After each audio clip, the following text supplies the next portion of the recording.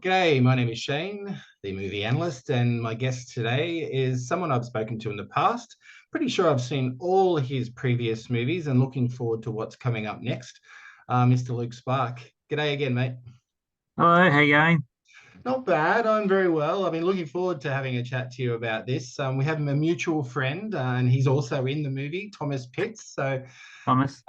yeah, Thomas. Ask about him a little bit later because he's in a very crucial scene towards the end of the movie. Yep. First of all, is this a labor of love? Yeah, I'd like to know a little bit, the background of getting this movie together. Which is bring him to me. Yeah, bring him to me. Yep. Yeah, so it happened quite quickly. I was working with Tom, the writer. He reached out to me after Rainfall. He actually worked on the campaign for the Rainfall poster. And that was a kind of in for him, I guess, where he wrote to me. I get pitch scripts all the time. Yeah. Um, and he wrote to me and he was more like, hey, I worked on your campaign. I've got some projects, love you to look at them and just give me advice. And I read them and I said, well, not only do I want to give you advice, I like these enough that I would like to develop them with you. So I was working on another film with him, and for one reason or another, that just couldn't get made.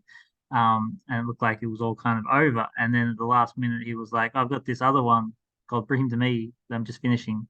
You can have first look." And Wow. Okay. within 2 weeks, it was in production. So it happened like super fast. So you got to look at it, and basically you were rolling within 2 weeks.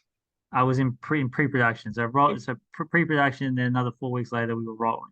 Still, So that's an it's incredible yeah, short time. super fast turnaround. So things just happen. Yeah, the last couple of years have taught me that I have to have a lot of projects to pivot to because for one reason or another, some things just don't get done. There's obviously COVID, there's strikes, there's Hmm. who knows what else. So it's great to have different projects to be like, how about this? How about that? Yeah. Did you bring your own lot of sort of touch to it, or was everything on the script that you were handed No, on no. screen? Of course, I had to bring my own touch. Every director probably does. Yeah. For instance, there's a scene with Sam Neill in a pawn shop throughout the movie at the beginning. In Flashbacks. Yeah. in the flashbacks in the script, that character was like one and done and dies at that scene. Right. And I said, no, I think this character could be someone because I'm always got my executive producer hat on, thinking who I could cast, who could be in this movie. So I said, I think we should expand that character. And being a writer, which I understand, Yeah. the writer was very much like, it's my characters, but don't touch my work. And I said, no, just trust me. And then the very first actor I went to was Sam, and he signed on. And I said, I bet you like me now. And the writer was like, yes, that was a good call. So there's things like that, and then I go through the script and bring all my sensibilities of how we're going to shoot it, what style, lighting, camera, all that kind of stuff. Was the title always Bring Him to Me? Was there any maybe ideas of changing it? It's funny how titles work, and I've been on lots of shows before I became a director where Yep. they even give out crew competitions throughout shooting, being like, come up with a different title and we'll Yeah. give you a credit and we'll change it, right?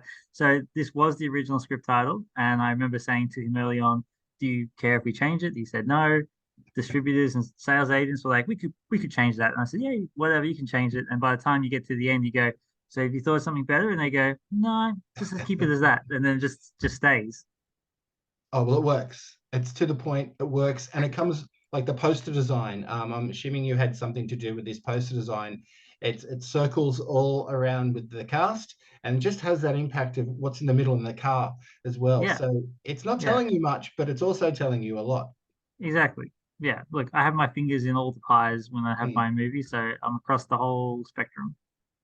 You are such a multi-talent. That's right. Do you ever bite off more than you can chew on a movie set? Do you have to sort of pull back at times? Maybe even this movie because it's very high Uh, concept and a lot of action. yeah, and I was the production designer, and I was the Mm, editor, and I mm. was the visual effects supervisor. So there was times where I sat there and thought I've bitten off more than I can chew, but you just have to push through and trust your instincts. So nothing's fallen apart yet. Were you happy with how it was distributed? I mean, it got a theatrical run, but I would have just thought a movie like this might have gotten a wider release. It'll pick up more, I guess, with the digital platforms, but being an advocate for Australian films, I just would have liked to have seen this movie a little bit wider. Was You and me both. You Yeah, know what I mean? Like, I don't know how much more I can add to your comments. I agree. I think, it sucks. There's so many things behind the scenes. You know what I mean? Like, I don't, I'm not involved in that world as much as I can deliver the best product that I can. I would have liked more screens. I would have thought, with Sam Neill again early on in the piece, they always say, "You get me these actors, and you'll be yeah, fine." And you get the actors, and you do the movie, and then there's just more hoops to jump through, right? Like I feel like the Australian cinema market should be a bit more understanding to Australian films and a bit more supportive. yeah. Like Hoyts, for example, just didn't give this a go at all. Okay, So yeah, I mean, and that's I've got no beef with Hoyts, no. just saying a fact. Um, so yeah, it's an odd time for Australian film. It breaks my heart when you say that because it is an odd time, but they can't get seen if they're not on screens. And I know it's a tough market, but when you got someone like Barry Pepper and Sam Neill and so forth, Rachel Griffiths, you would have thought maybe a wider release, but Yeah, I would it'll have find thought its like, audience.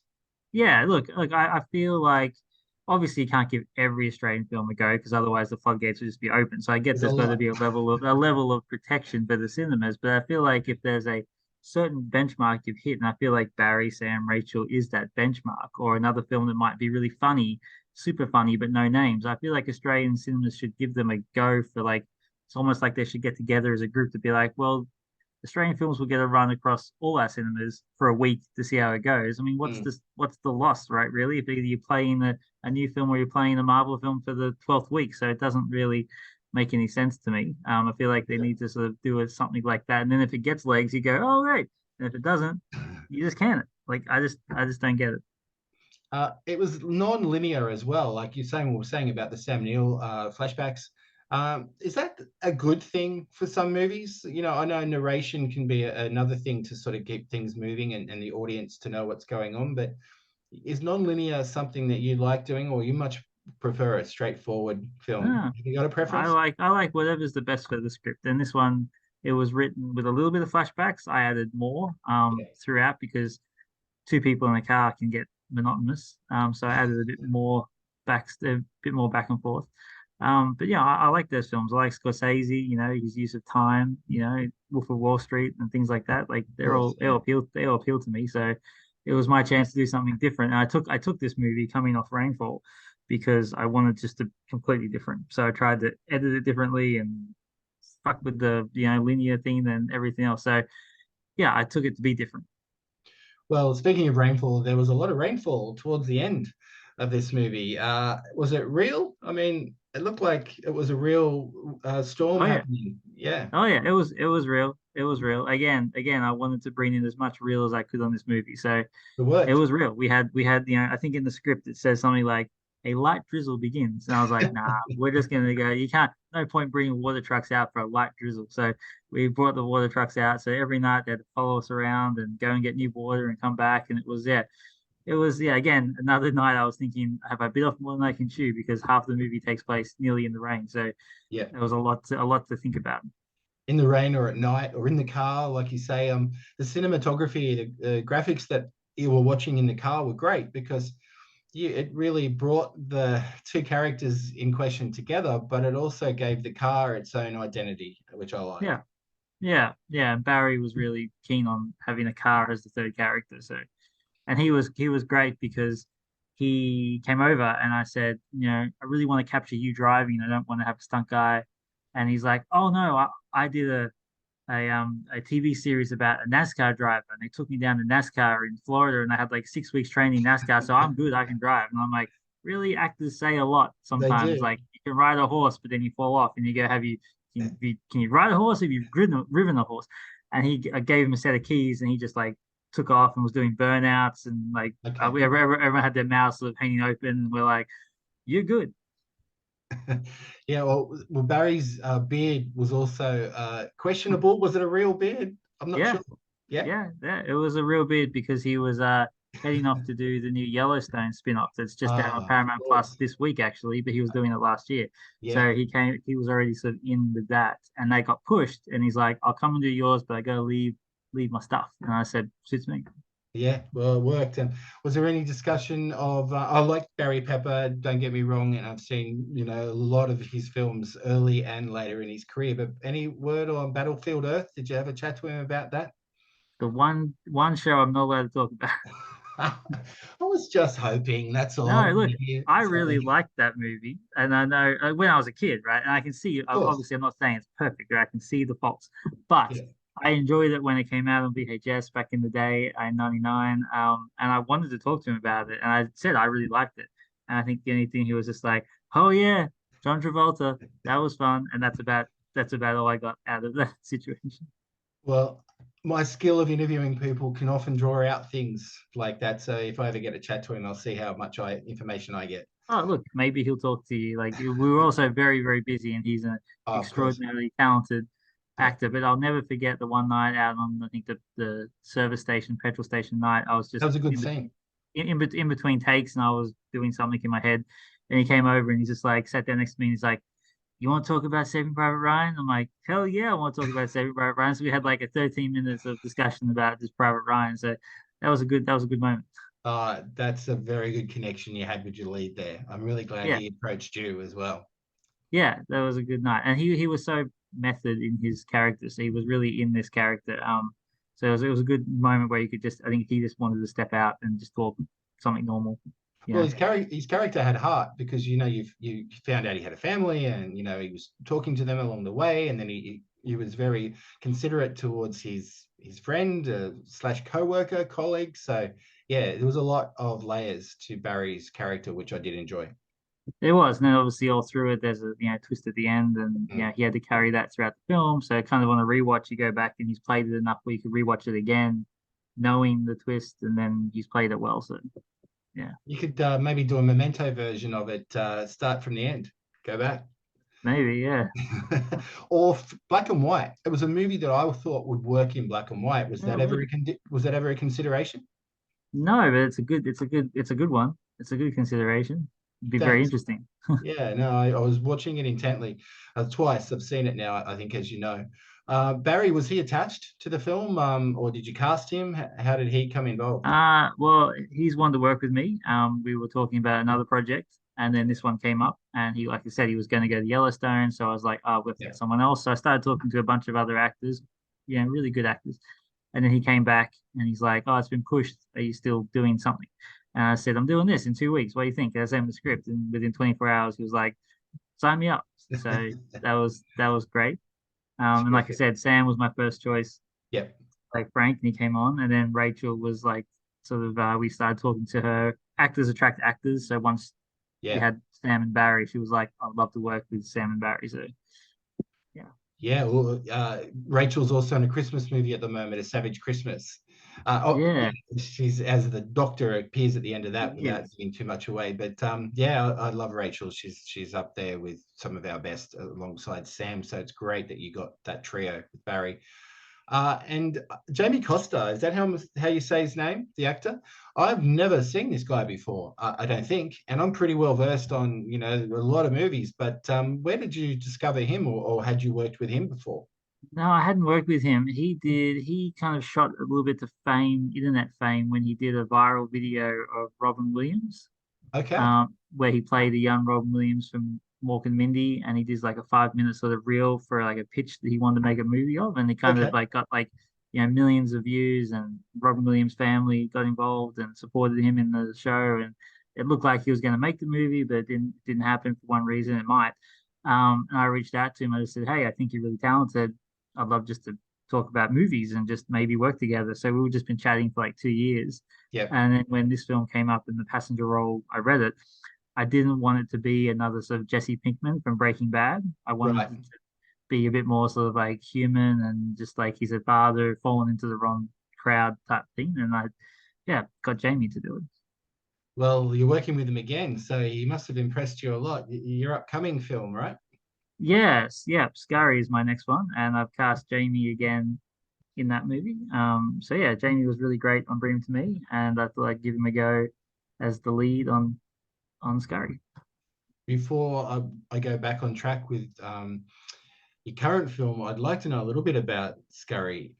Can you give me much detail about it? And when will it be released? Is it getting an Australian release first or overseas?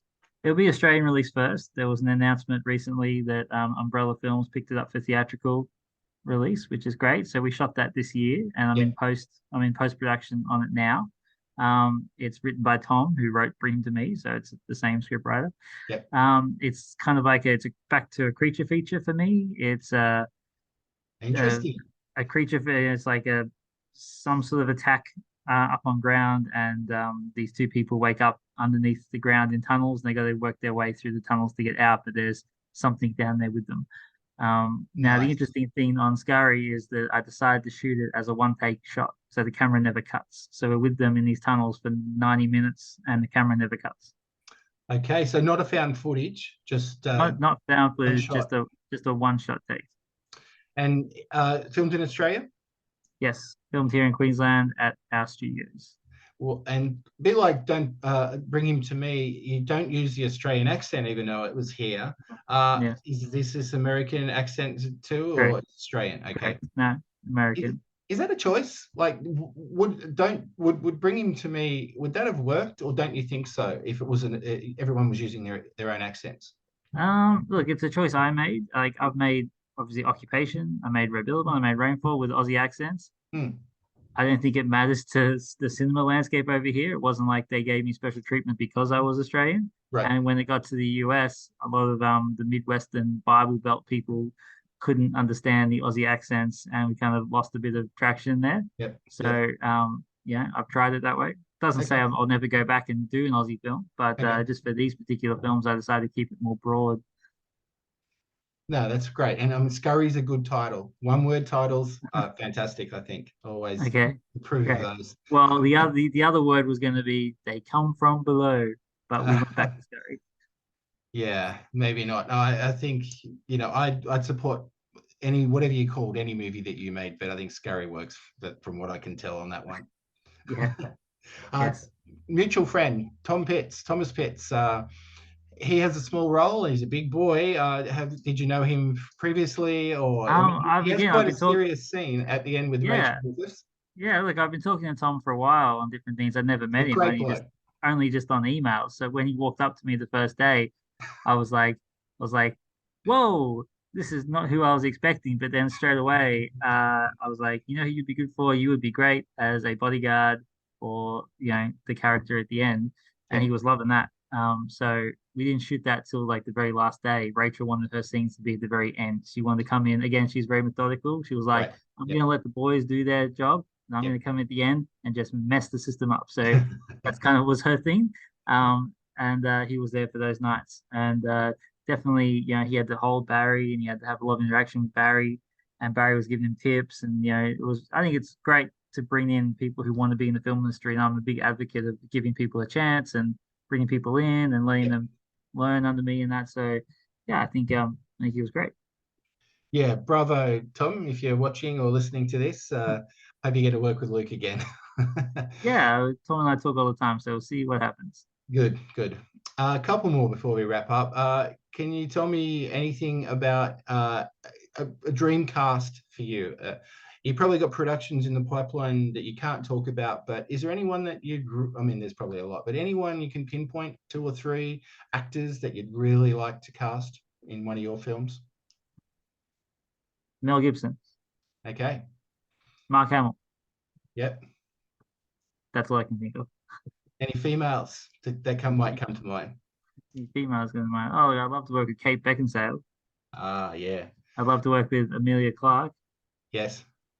Um, that's two each. So we'll leave it at two each. I like your way of thinking. Mel Gibson is doing a lot of productions lately, so you never know. You never know your luck.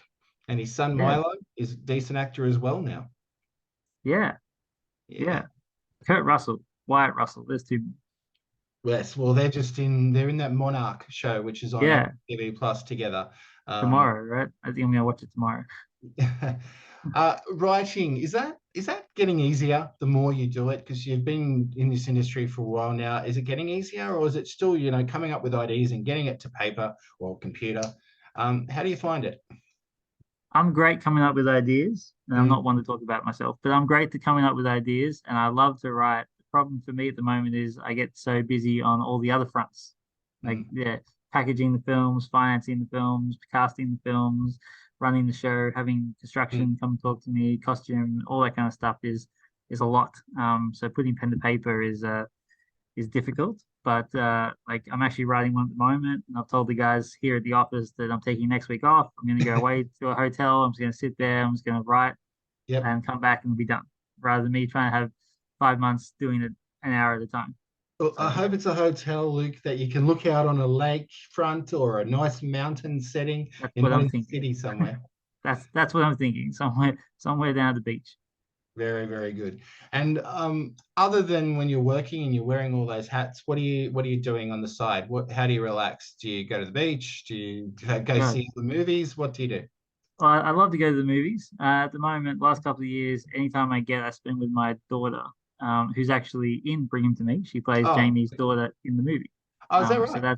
that's actually my daughter. So she's just turning 5. So I spend any time I can with her and teaching Yep, her about life and everything yep. else. It wasn't your wife or girlfriend who played Jamie's partner? No, no, that was the co-producer Zach. Oh, That's his partner. oh, cool. And she came over from America, and she's an actress as well. So, I gave her, a role that was hopefully can help her repertoire. Yep, like it's all connected, and I love that It's about all you. connected. It's Yeah, all I love connected. and I love it about you because you use people over and over, and you're loyal, and you're not propping up the Australian film industry, but you're working hard. How do you think the Australian film industry in general is going at the moment? Have you got an opinion on it? Probably not one I can talk about. Um, Look, my opinion, it's hard for me, right? Because I'm not going to complain about something that I don't ask. And very early on in my career, I went out to all the screen bodies and asked them for, help in my earlier films. They all turned me Yeah, down and said that we yeah. don't want genre films, we don't care about genre films, and I want to make genre films. So that kind of has taught me is like, just don't worry about them, go do your own thing. So I have been, but yeah, I mean, look, any support they can give is always great. I just think they need to do more. I think they just need to do more and listen to filmmakers like myself and my crew. Like I've got 2 female producers here that's produced all my movies. It's still very hard to get in a room as a meeting. It's kind of, you tell people and they go, "That's crazy. You made 5 films," and you go, "Yeah, it is." I don't know what else to say. So your next big production, maybe you need an assistant. Maybe you can get some help somewhere. Does that sound like an option? Maybe I always put it in the budget. I'm always like, an assistant for Luke, and then the budget goes, we have to slash the budget, and assistants all go. Does the if you come under budget, does that go towards the wrap party? Sometimes. All right. Well, whenever you're listening or watching this interview, if you haven't seen the movie, Bring Him to Me on the big screen, check it out on digital platforms. Hopefully, you never know, on Blu-ray or physical media as well. It will be, yeah, the 6th of December on Blu-ray.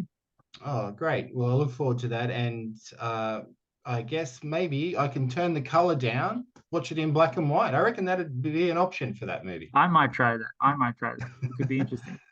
All right, Luke. Thanks, mate. That's all right. Thank you.